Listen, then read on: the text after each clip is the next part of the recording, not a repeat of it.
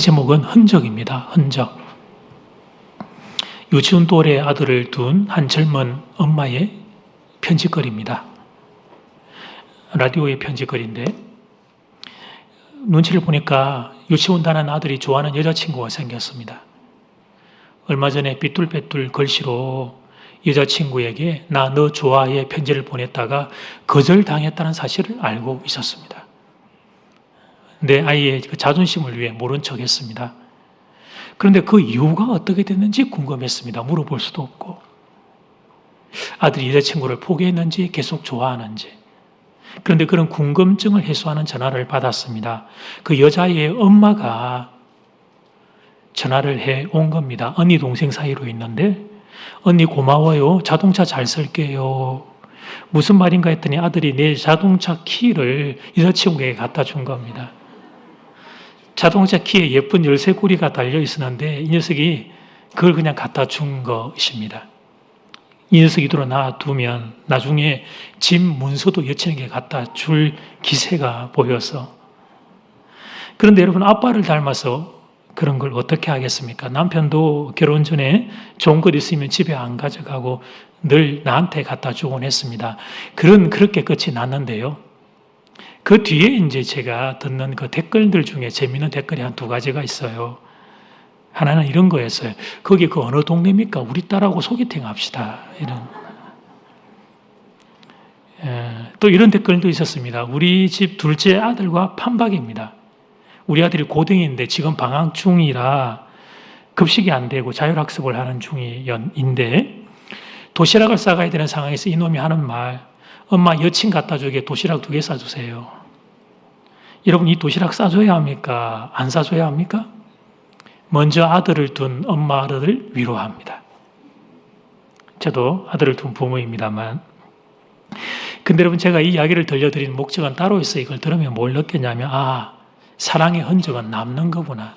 숨길 수 없는 거구나. 세상에 사람이 숨길 수 없는 것들이 몇 가지가 있거든요. 사람이 졸리는 것은 숨기지 못합니다. 여러분 설교 중에 조시는 거 거의 한 7, 80%는 보입니다. 근데 너무 귀여우셔요, 졸 때. 어쨌든 간에 안 졸려고 자꾸 눈 마주치면 막 숨고 막 이러시는 게, 졸리는 건 숨길 수 없죠. 그리고 사랑도 숨길 수 없어요. 사랑도 흔적이 나타나게 되어 있어요. 눈빛이 별로 달라요. 그렇죠? 예.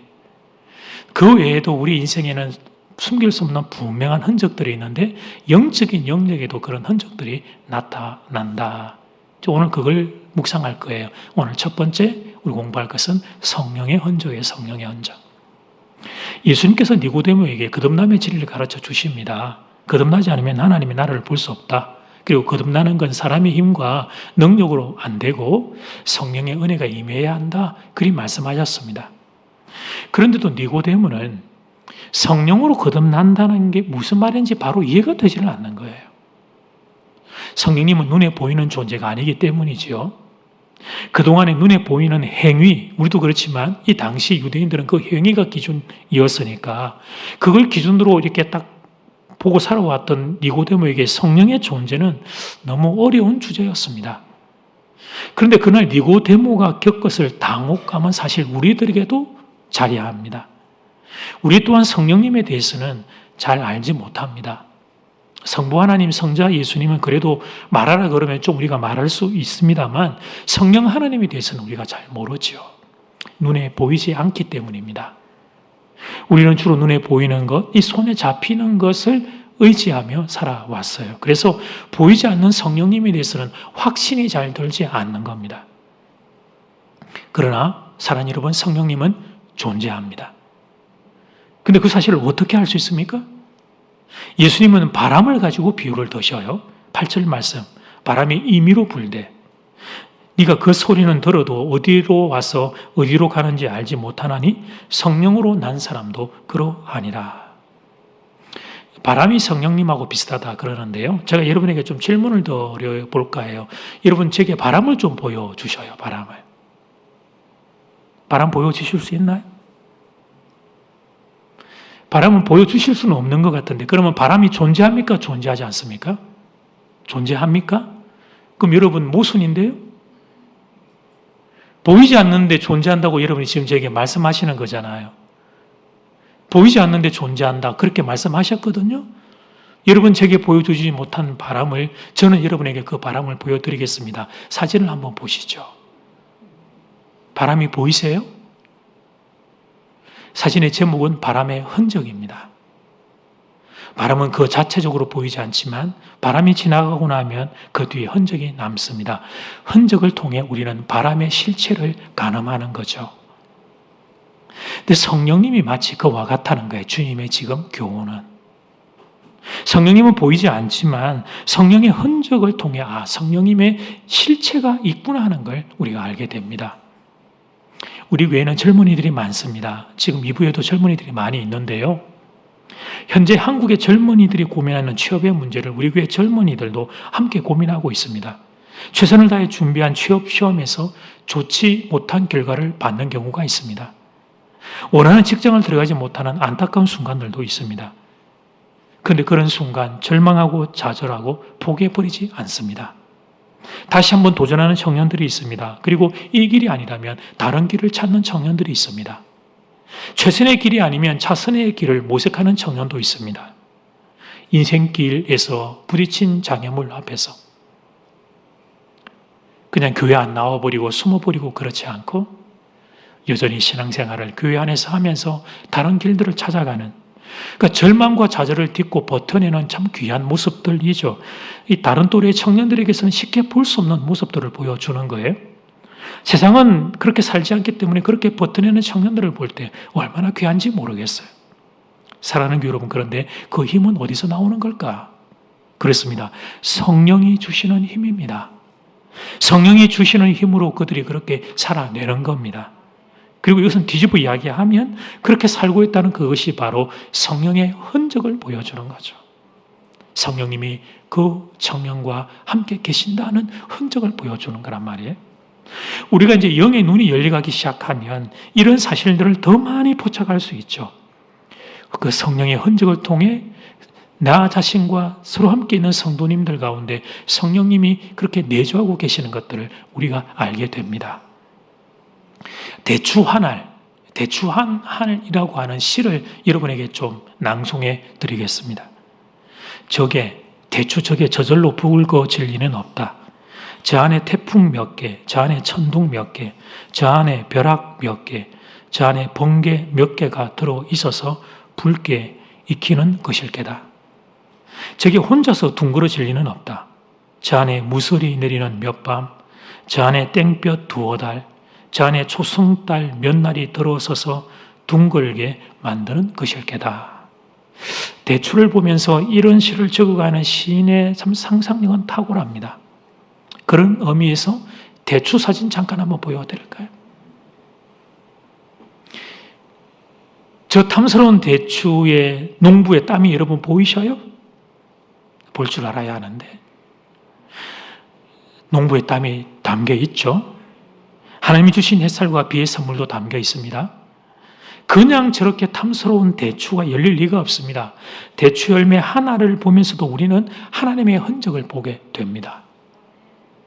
사랑하는 교회 여러분, 눈에 보이지 않지만 성령님은 존재합니다. 그리고 성령으로 충만한 성도들에게서 삶의 흔적이 나타납니다. 여러 가지 성령의 흔적이 있습니다만 가장 대표적인 것은 믿음, 소망, 사랑이죠. 고린도전서 13장 13절 말씀 같이 한번 읽어볼까요? 시작. 그런즉 믿음, 소망, 사랑, 그 중에 제일은 사랑이라. 아멘. 다른 무엇보다 이 말씀으로 자기를 점검하면 좋습니다. 내게 성령의 흔적이 있는지를 이 말씀을 가지고 확인하는 겁니다. 성령의 사람은 믿음이 있습니다. 천지를 창조하신 창조주 하나님이 나의 아버지라는 사실을 믿습니다. 그리고 소망이 있습니다. 인생 최고의 두려움과 공포인 죽음도 나는 예수님의 십자가의 공로로 인하여 이길 수 있는 존재임을 믿습니다. 그래서 죽음도 이기게 하셨기에 이 땅에서의 삶도 아버지 하나님이 합력하여 선을 이루어 주실 것을 믿습니다. 이 믿음과 소망이 작동하는 성도는 그래서 마지막으로 사랑의 자리까지 나아갑니다. 마치 사울 왕을 대하던 다윗처럼 살게 됩니다. 나를 죽이려고 하는 사울을 다윗은 사랑의 마음으로 살려줍니다. 이 순간보다 성령의 흔적이 더 강렬하게 나타난 순간이 또 있을까? 그런 생각이 드는 대목이죠. 다윗이 그럴 수 있었던 이유는 하나님을 믿었기 때문입니다. 하나님이 다 보고 계신다. 하나님이 다 알고 계신다. 하나님이 선하게 갚아주실 것이다. 이걸 믿었던 거예요. 그래서 내가 칼을 들어 보복하는 것이 아니라 그 역할을 하나님께 넘겨드린 거예요. 사실 그때 그 동굴에서 또 홀로 다윗이 사울을 처치할 수 있는 순간은 사실 하나님이 다윗에게 기회 그리고 그 권세를 다 주셨는데 하나님이 내게 주신 기회와 권위를 다윗은 다시 하나님께 올려드렸죠. 대신 나는 하나님이 하실 것을 믿고 사랑하는 자의 자리에 섰던 겁니다. 이들이 바로 성령의 사람들입니다. 사랑하는 여러분, 저는 여러분이 이렇게 되기를 소원합니다. 여러분 모두 성령의 흔적이 강렬하게 나타나는 아름다운 분들 되기를 바랍니다.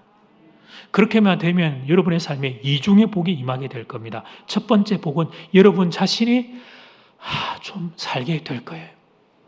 분노, 화, 미움, 이 나쁜 녀석들이 한번 밀려들으면 웬만해서 떠나가지 않죠. 그런데 성령의 은혜가 내게 임하기 시작하면 그것들이 떠나가며 그것을 극복하는 귀한 일이 여러분에게 일어나게 될 겁니다. 두 번째 복은 내가 다른 사람을 살리는 귀한 자리까지 나아가게 되는 겁니다. 성령은 살리는 영이시기에 성령의 흔적이 나면 틀림없어요. 그 흔적이 나타나는 주변은 다 함께 살아나게 됩니다. 그러므로 사랑하는 여러분 모두 성령의 사로잡히셔서 성령의 흔적이 나타나는 복된 인생들 되기를 주의 이름으로 축복합니다. 아멘. 자, 두 번째 성령의 흔적 대표적인 모습. 성령의 흔적의 대표적인 모습으로 앞에서 믿음, 소망, 사랑을 말씀드렸습니다. 그런데 조금 더 근본적인 성령의 흔적을 우리가 묵상하고자 해요. 뭘 우리가 잘 붙잡으면 내가 믿음, 소망, 사랑도 살 수 있고 내 삶에서 성령의 흔적이 나타날 수 있을까? 믿음, 소망, 사랑을 담고 있는 그 그릇이 뭔가 그걸 여러분에게 소개하려고 해요. 성령의 흔적에 대해서 예수님이 말씀하시자 니고데모가 바로 못 깨달아요. 바람을 가지고 비유를 들었지만 그게 성령님이 마치 바람과 같다는 이 말씀이 무슨 의미인지 여러분은 오늘 아까 그 사진을 보고 깨달았는데 니고데모는 바로 못 깨달아요. 계속 감을 잡지 못하는 니고데모에게 그래서 예수님이 구약 성경의 한 가지 예를 들어주십니다. 그게 14절 15절 말씀. 모세가 광야에서 뱀을 든 것 같이 인자도 들려야 하리니 이는 그를 믿는 자마다 영생을 얻게 하려 함이니라. 아멘. 이것은 유명한 사건이죠. 구약 출애굽 이스라엘 백성들은 하나님의 인도하심을 받아 구원을 받았습니다.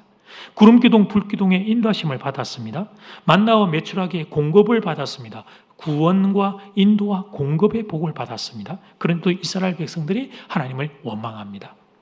민수기 21장 5절을 보면 백성이 하나님과 모세를 향하여 원망하되 어찌하여 우리를 애굽에서 인도해 내어서 이 광야에서 죽게 하는가? 이곳에는 먹을 것도 없고 물도 없도다. 우리 마음이 이 하찮은 음식을 싫어하노라 하매.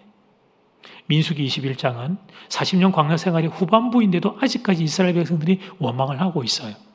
이 원망을 듣고 하나님이 진노하십니다. 불뱀을 보내시죠. 이스라엘 백성들 중에 죽은 이들이 많았습니다. 그러자 모세가 하나님 앞에 엎드려 기도합니다. 하나님, 이 백성을, 당신의 백성을 광야에서 다 죽게 하실 겁니까? 백성들을 용서하고 구원해 주십시오. 하나님이 모세의 기도를 들어주십니다. 그리고 그 구원의 방법으로 제시했던 것이 놋뱀이었습니다. 놋으로 뱀의 형상을 만들고 그 뱀을 장대 위에 매달고 놋뱀을 쳐다보는 자는 살게 될 것이라 말씀하셨습니다. 놋뱀 사진 잠깐 보시죠. 사랑하는 여러분, 불뱀에 물려서 독이 번져서 죽어가는 사람들에게 살 수 있는 길이 제시되었습니다. 그래서 당시에 불뱀에 물려 죽어가던 이스라엘 백성들이 모두가 다 놋뱀을 쳐다보았을까요? 그렇지 않습니다.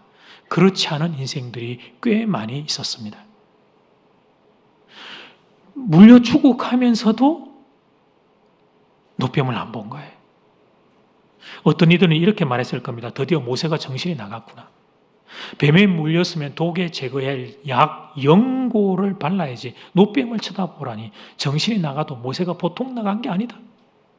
그러면서 어떤 사람들은 화가 나서 모세를 향하여 돌을 들어 던졌을지도 모릅니다.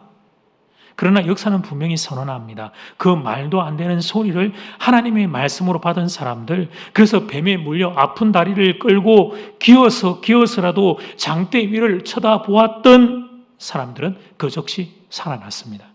이것이 이스라엘의 역사였습니다. 예수님이 지금 이 말씀을 인용하신 겁니다. 사랑하는 여러분, 그때 모세가 했던 말은 하나님의 말씀을 대언한 겁니다.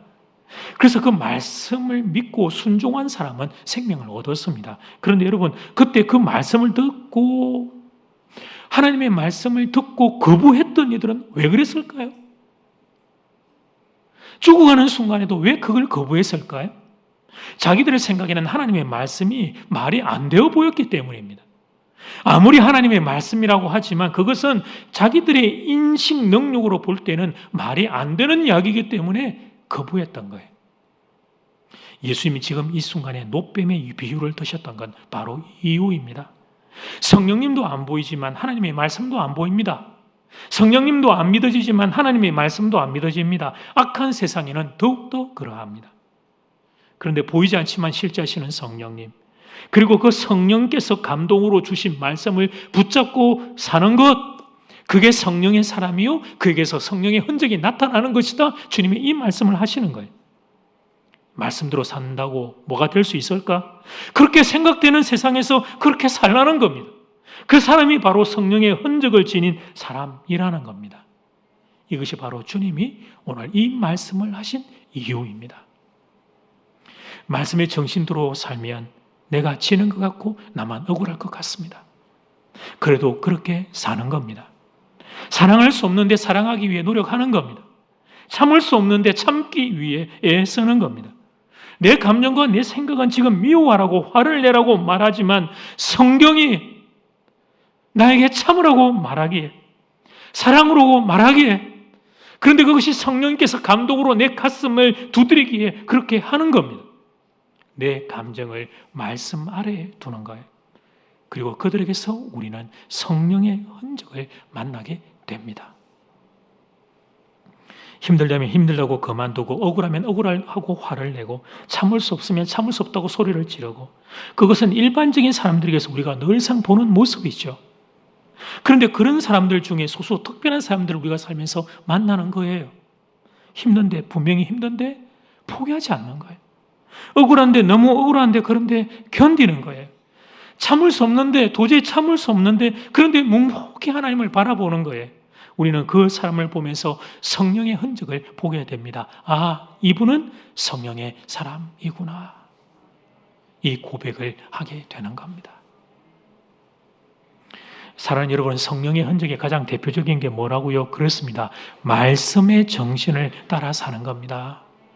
내 감정을 따라 살지 않는 겁니다. 내 기분을 따라 살지 않는 겁니다. 시대 정신을 따라 살지 않는 겁니다. 말씀의 교훈을 따라 사는 겁니다. 세상은 미워하라고 말해도 성경이 사랑하라고 말하기에 성도는 사랑하며 사는 겁니다. 바로 이것, 말씀의 교훈을 따라 사는 바로 이것이 성령의 사람입니다. 그리고 그들에게서 성령의 흔적이 드러나게 되는 것입니다. 말씀의 이해를 돕기 위해서 저의 부족한 이야기를 잠시 좀 나눌까 합니다. 사랑하는 저희 막내 아들이 저희 곁을 떠나 천국에 먼저 갔을 때, 그때 어간의 일입니다. 그때가 제가 장례식이 끝나고 바로 그 다음날 주일에 설교를 하고 하루도 쉬지 않고 이제 계속해서 교회를 그때 섬겼는데, 그것을 지켜보셨던 한 분 노 권사님께서 자녀들에게 이런 말씀을 하셨다고 전해 들었습니다. 얘들아, 우리 목사님은 성령의 사람이시다. 그 말씀을 전해 듣는데 제가 많이 부끄러웠습니다. 제가 전혀 그런 사람이 아니었기 때문입니다. 그때 저는 마음이 많이 아프고 슬펐습니다. 물론 지금도 저는 여전히 마음이 많이 아픕니다. 그런데 그때 교회를 계속 좀 지켜주면 좋겠다는 참 작은 마음이었지만, 그 작은 마음을 성령님께서 주셔서 부족하면 부족한 대로, 연약하면 연약한 대로 교회를 지키고자 그 자리를 제가 지키고 있었습니다만 저는 그때 권사님의 그 말씀을 받기에는 너무너무 형편없고 부끄러운 사람이었습니다. 그럼 여러분은 세월이 좀 지나간 지금은 제가 좀 괜찮아졌는가? 아닙니다. 지금도 저는 여전히 성령의 사람과는 거리가 멉니다. 성령님이 동해 계시면 저는 서쪽 끝에 있습니다, 여러분. 성령님과 가장 정반대에 있는 형편이 없는 인생이 저 자신입니다.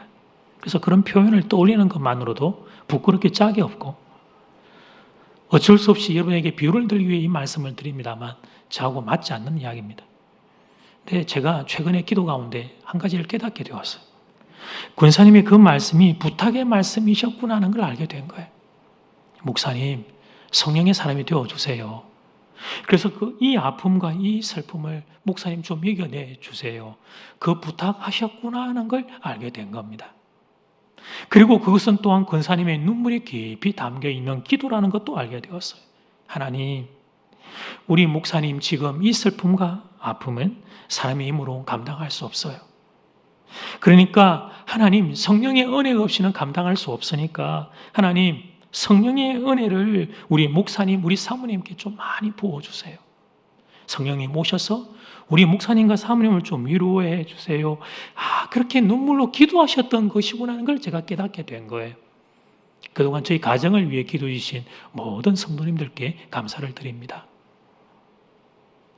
여러분, 제가 이 본문의 말씀을 묵상을 하면서 부산대학을 걷는데 이번 주간에 그 순간에는 제가 잠깐 좀 특별한 경험을 했어요. 그것은 출애굽 이스라엘 백성들의 모습들이 한 사람 한 사람 한 가정의 모습들이 마치 영화를 보는 것처럼 이렇게 하나님이 좀 보여주셨어요. 우리는 뭉뚱그려가지고 이스라엘 백성 전체 출애굽 이스라엘 백성을 생각하는 경향이 많은데 그날 제게 이스라엘 백성들 한 사람 한 가정의 모습들이 떠올랐어요. 이런 사람이 보였어요. 어제 남편이 다리를 다친 거예요. 그런데 오늘 아침에 모세가 텐트를 걷어서 이동해야 된다고 명령을 해요. 그 명령을 듣자 이 아내 입에서 당장 원망이 터져 나왔어요. 어제 남편이 다리를 다쳤는데 그러면 수레에 남편을 싣고 연약한 아내가 그걸 끌고 가야 되는데 어떻게 이런 명령을 내린단 말인가 원망이 나와요. 또 이런 사람도 보였어요. 지금 이곳은 환경이 좋지 않아.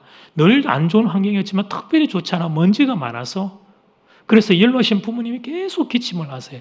기관지와 폐가 좋지 않은 부모님이 계속 기침을 하셔요. 그래서 좀 빨리 이동을 해서 공기라도 더운 건 괜찮으니까 공기라도 좋은 곳으로 좀 이동해서 자리를 잡고 싶은데 그런데 모세가 움직일 생각을 안 하는 일주일 동안 한 달 동안 움직이질 않아요. 이 사람도 원망이 순간이 아니라 계속 원망이 나오는 거예요. 모세, 지도자라고 하는 사람이 어떻게 사례 판단을 이렇게 못한다는 말인가? 사실 제가 그날 산책하면서 떠오른 사람들이 이 두 사람만 있는 게 아니에요. 더 많은 더 다양한 사람들의 모습이 떠올랐어요. 그리고 그들이 왜 그렇게 원망을 했는지가 조금 이해가 되면서 제가 그 자리에 서서 계속 좀 물었던 것 같아요. 여러분, 불편한 게 너무 많으니까요. 그래서 지도자 모세를 원망했던 거예요. 근데 그것은 사실 하나님을 원망한 것과 동일한 것이었죠. 하나님의 은혜가 없는 것은 아니었어요. 구름기둥, 불기둥도 그들에게 있고 그들이 아침에 만나와 매출하기도 받았어요. 그러나 인생은 여러분 불편한 게 있으면 불편한 게 더 크게 우리에게 느껴지는 존재니까. 그래서 그 출애굽 이스라엘 백성들 가운데는 하나님을 향하여 싫어하는 마음, 불편한 마음을 가진 이들이 상당히 많이 있었던 거예요. 그런데 사랑하는 여러분, 그렇게 하나님을 향하여 불편이 있는 싫어하는 사람들에게 하나님이 지금 말씀하시기를 노뱀을 보라고 하십니다. 모세가 그렇게 말했으니 그 말이 듣기 싫었던 거예요. 하나님이 지금 싫어 죽겠는데 내 하나님을 향해서 원망이 막 계속 있는데 그런데 하나님 말씀을 들으면서 산다. 모세가 그렇게 말을 했으니 사랑하는 여러분, 여러분 같으면 모세를 통해 들려진 하나님 말씀을 듣겠습니까?